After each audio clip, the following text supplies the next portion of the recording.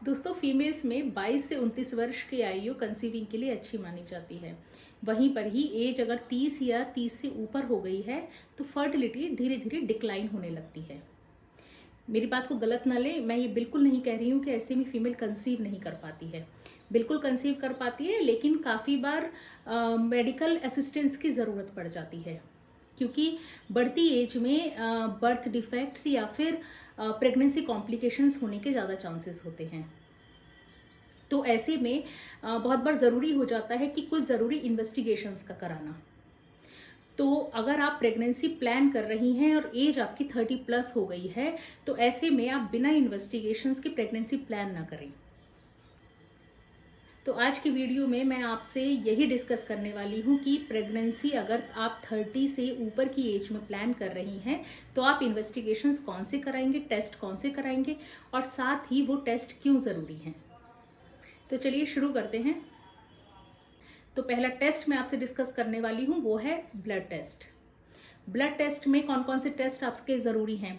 तो पहला टेस्ट जो है वो है CBC यानी complete blood count. Complete blood count group of test है, ग्रुप ऑफ ब्लड टेस्ट है, जिसमें कि ज़रूरी है आपका हीमोग्लोबिन पता होना और प्लेटलेट काउंट पता होना।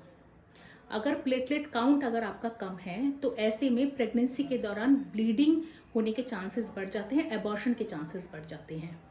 तो प्लेटलेट रेंज में रहना बहुत ज़रूरी है। वहीं पर ही हीमोग्लोबिन अगर कम है तो जनरल वीकनेस या फिर प्रेगनेंसी के टाइम पे और दूसरे कॉम्प्लिकेशंस शुरू हो जाते हैं, इम्यूनिटी फीमेल की लो हो जाती है। दूसरा टेस्ट है ब्लड शुगर, जो कि डायबिटीज़ के लिए कराया जाता है। और अगर ब्लड शुगर की रेंज बढ़ी हुई है तो ऐसे में तब तक प्रेगनेंसी प्लान बिल्कुल ना करें जब तक कि ब्लड शुगर कंट्रोल नहीं हो जाता, क्योंकि ऐसे में गेस्टेशनल डायबिटीज़ के होने के चांसेस होते हैं, जिसकी वजह से मल्टीपल कॉम्प्लिकेशंस खड़े हो जाते हैं। तीसरा टेस्ट है थायराइड प्रोफाइल। T3, T4 और TSH, ये तीनों ही रेंज में रहने बहुत ज़रूरी हैं। अगर ये रेंज में नहीं है तो एक तो फर्टिलिटी प्रॉब्लम खड़ी हो जाती है, कंसीव करना फीमेल का मुश्किल हो जाता है। दूसरा, उसको मेंस्ट्रुअल प्रॉब्लम शुरू हो जाती हैं। T3, T4, TSH अगर आपका बड़ा हुआ है तो उसको कंट्रोल करना ज़रूरी है। चौथा जो टेस्ट है वो है RH फैक्टर। RH फैक्टर वही होता है जो ब्लड ग्रुप के साथ में पॉजिटिव या नेगेटिव होता है, जैसे A positive, A negative, B positive, B negative. तो ये पॉजिटिव और नेगेटिव जो होता है वो RH फैक्टर होता है। तो ऐसे में ये करवाना इसलिए ज़रूरी होता है कि अगर RH इनकॉम्पैटिबिलिटी है, यानी अगर हस्बैंड और वाइफ का RH फैक्टर मैच नहीं हो रहा है, एक का प्लस है एक का माइनस है, तो ऐसे में जो जन्म लेने वाला बच्चा होगा, जो प्रेगनेंसी के टाइम पे कॉम्प्लिकेशन होने के चांसेस होते हैं।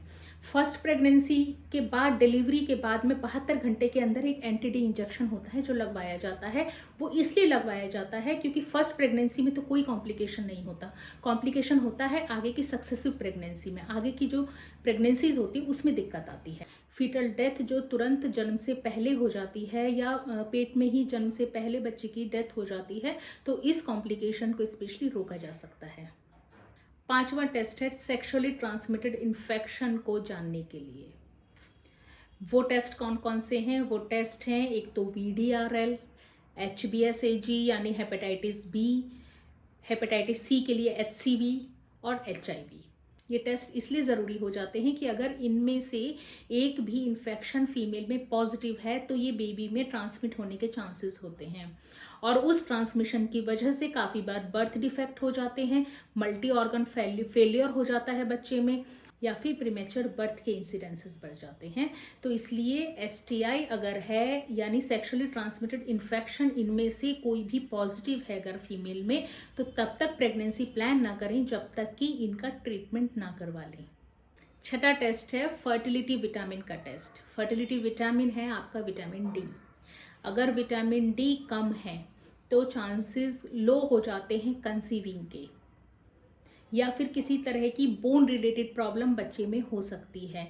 तो इसलिए कोशिश ये कीजिए कि जब तक कि विटामिन D आपका प्रॉपर नहीं हो जाता, रेंज में नहीं हो जाता है, तब तक प्रेगनेंसी प्लान नहीं करनी है। एक और टेस्ट बचता है ब्लड से रिलेटेड, वो है टॉर्च इन्फेक्शन का। ये उस केस में ज़्यादा ज़रूरी हो जाता है जिसमें कि रिपीटेड प्रेगनेंसी लॉस हो रहा है, रिपीटेड एबॉर्शंस हो रहे हैं। तो ये बेसिकली वायरल इन्फेक्शंस की वजह से होता है। जो टॉर्च होता है ये 5 बीमारियों से मिलके बना होता है। टॉर्च यानी toxoplasmosis, rubella, cytomegalovirus, herpes simplex और HIV। ये 5 वायरल इन्फेक्शंस हैं। अगर इनमें से कोई भी 1 या 2 वायरल इन्फेक्शन पॉजिटिव हैं तो ऐसे में एबॉर्शन के इंसिडेंसेस बढ़ जाते हैं। और ब्लड टेस्ट के अलावा एक इन्वेस्टिगेशन और बचता है जो ज़रूरी है, वो है अल्ट्रासोनोग्राफी। अल्ट्रासोनोग्राफी इसलिए ज़रूरी है ताकि आपको रिप्रोडक्टिव सिस्टम की इंटीग्रिटी पता चल सके। ये पता चल सके कि फीमेल का जो अंदर का रिप्रोडक्टिव सिस्टम है, जो ऑर्गन्स हैं वो बिल्कुल ठीक हैं, वो इंटैक्ट हैं। किसी तरह की कोई प्रॉब्लम या पैथोलॉजी तो उसमें डेवलप नहीं हो रही है। पैथोलॉजी से मतलब मेरा रसौली है, सिस्ट है, एंडोमेट्रियोसिस है, या इस तरह की कोई भी कंडीशन जो कि फर्टिलिटी में बाधा डाल सकती है।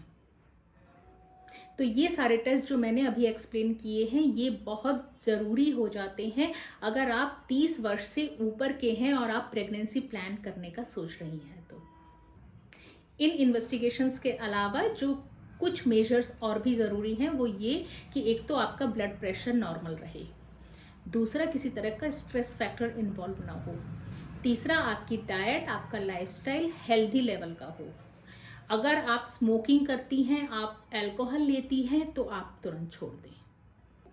अगर ये वीडियो आपको इन्फॉर्मेटिव लगा है तो इसको लाइक कर दीजिए, शेयर कर लीजिए और चैनल को सब्सक्राइब कर लीजिए अगर आपने अभी तक नहीं किया है तो। चलिए इन्हीं सब इन्फॉर्मेशन के साथ मिलते हैं नेक्स्ट वीडियो में। तब तक के लिए stay healthy, stay happy, take care, bye bye.